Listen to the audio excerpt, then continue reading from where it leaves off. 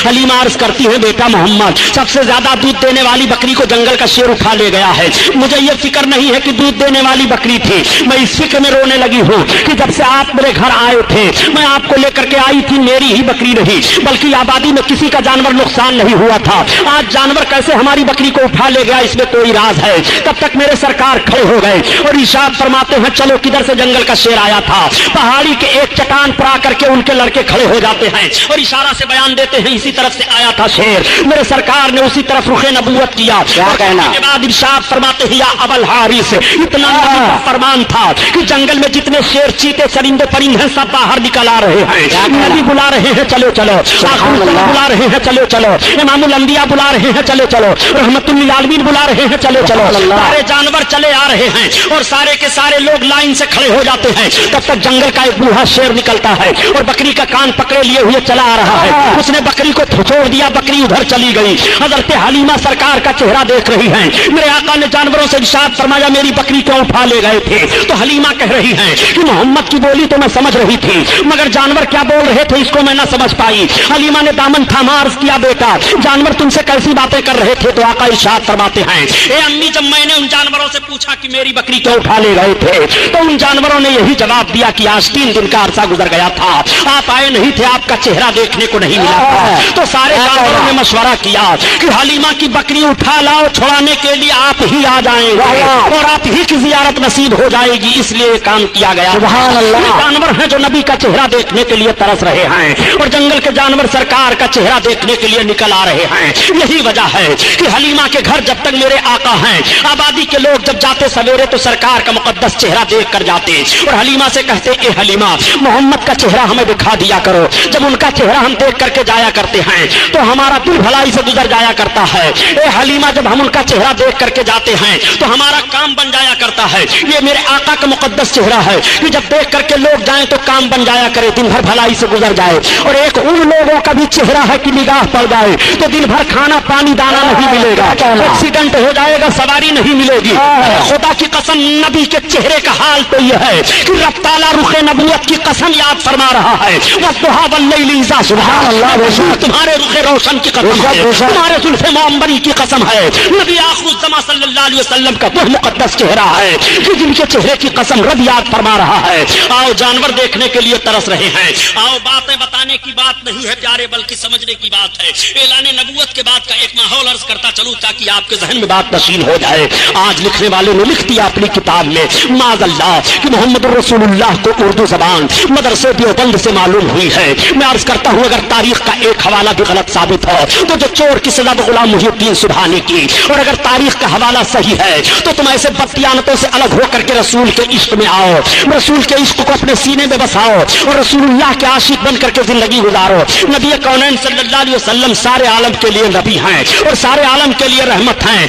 हर एक की जबान मेरे आका समझ रहे हैं, चाहे हिंदुस्तानी हो उसकी भी जबान समझ रहे हैं, ईरानी हो उसकी भी जबान समझ रहे हैं, अरबी हो उसकी भी जबान समझ रहे हैं, सारी दुनिया के इंसानों की जबान समझ रहे हैं, जानवरों की जबान समझ रहे हैं, चरिंदो परिंद की जबान समझ रहे हैं। इसलिए कि नबी कौनैन बन करके तशरीफ लाए हैं, वो सबकी जबान समझ रहे हैं। अरे यारो, याद रखो, हजरत आदम अलैहिस्सलातु तस्लीम को 7 लाख जबानों का इल्म था और इस वक्त दुनिया में सिर्फ 30,000 जबानें बोली जा रही हैं, 30,000 जबानें बोली जा रही हैं। और हजरत आदम अलैहिस्सलाम को 7 लाख जबानों का इल्म था।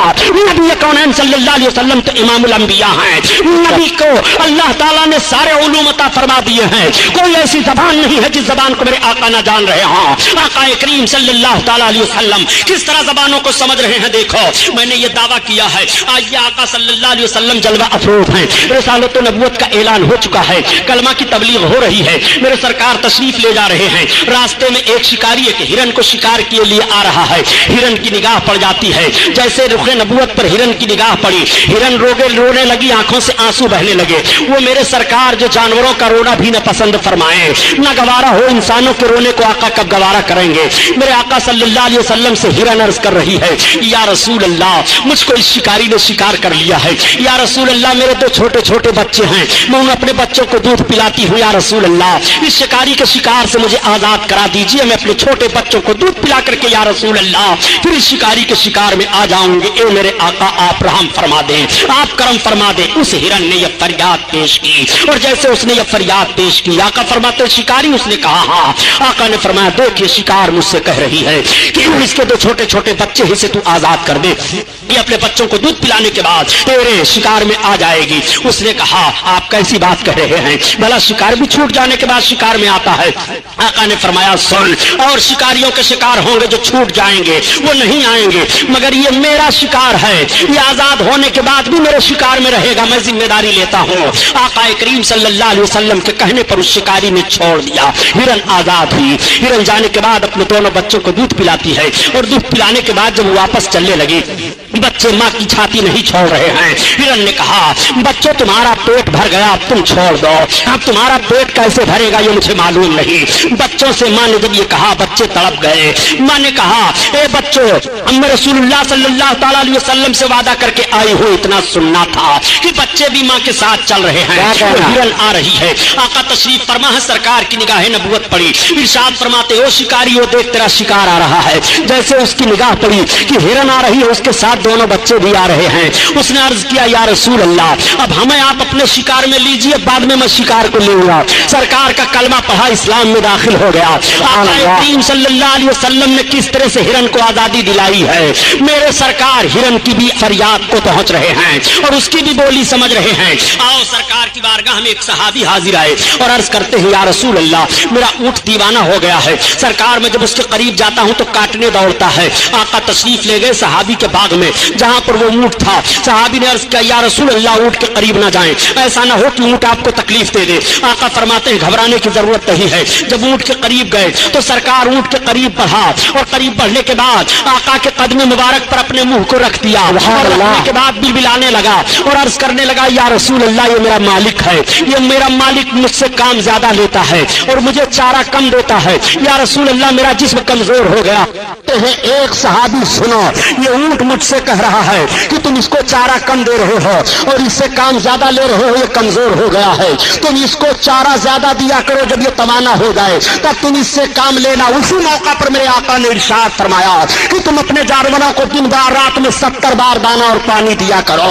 جس نبی نے جانوروں پر اتنا رحم فرمایا ہو اس نبی کا رحم و کرم ہوگا. وہ نبی سارے عالم کے لیے رحمت بن کر کے تشریف لائے ہیں. وہ رحمت للعالمین ہے. جانوروں پر کس طرح رحمت ہو رہی ہے, میرے سرکار نے جانوروں پر کس طرح کرم فرمایا ہے. میرے آقا تشریف فرما ہے, تب تک پرندے حاضر ہو جاتے ہیں اور عرض کرتے ہیں یا رسول اللہ یہ آپ کی امت کے چھوٹے چھوٹے بچے ہمارے گھونسلوں کو اجاڑ دیا کرتے ہیں. یا رسول اللہ ہم پرندے تنکوں کو چک چک کر کے لاتے ہیں اور گھونسلے بناتے ہیں. سرکار اپنے ان امت کے بچوں کو آپ منع فرما دیں. آقا نے ارشاد فرمایا اے صحابیوں تم اپنے بچوں کو روک دو, کوئی بچہ کسی پرندے کے گھونسلے کو نہ اجاڑے.